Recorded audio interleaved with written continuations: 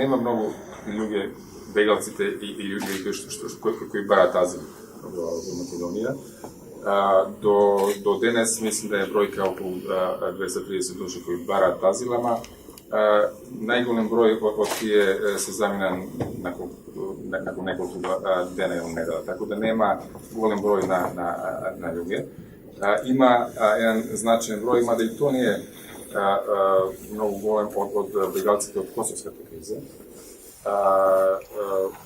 Има некаде 16 со признат статус на бегалци, има еден значаен број околу 250 со други вид на меѓународна заштита и уште еден број со, да кажемо, толериран престој, купно можда околу 400 души, можда ни толку од Косово.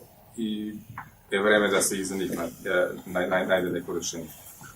Освен тоа, УНХЦР има и мандат за лица без државјанство. Туку во Македонија проблеми со лица кои су незапишени во матични книги на рождени, како и лицата која немаат регулирано државјанство још од распад на претходна државата од Југославија. Така да сеукупно нема повеќе од 600 луѓе со тој проблем, но е потребен еден системско решение да се изнајде за тоа кроз измена на неколку закони, и тоа е тренутно во тек во консултација со надлежните министерствата и меѓународни организации. И за првото прашање за програма.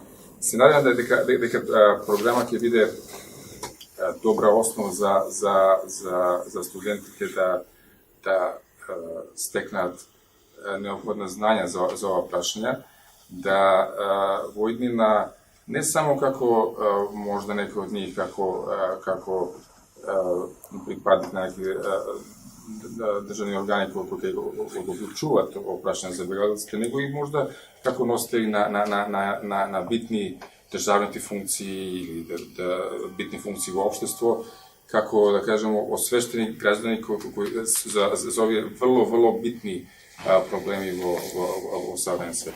Мислиме дека ги привлечеме студенти од целиот тук, значи не само правници, ќе има една теренска работа со нив, малку да видат како изгледаат камповите, како изгледа разговор со нив, испитува интервјуа со бегалци, така.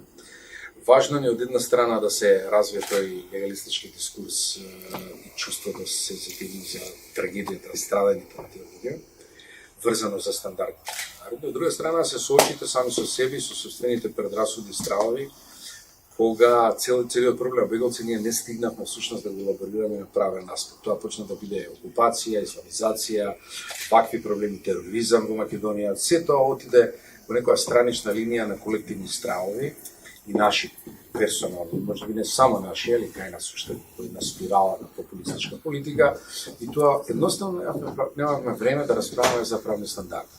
Почнаа да даваат изјави кој не бил за бегалски кампови, како да е тоа прашање на некој министер дали сакал или не сака бегалски кампови. Имаат стандарди меѓународни, кога имате река на бегалци или пат бегалски прелази, нешто мора да направите согласно тие стандарди. Тоа не е прашање на избори на вкус, но прашање на одговорност на политиката и знае. За тоа ке студентите исто можете да ги видите истите предрасуди кои имаат возрастните луѓе. Дистанца према тоа, некако гледа поинаку. Тоа ќе се отвори од една страна од научен аспект, од една страна политфилозофски аспект. Мислам дека многу зборувано интересно за наставници кои тоа го прават.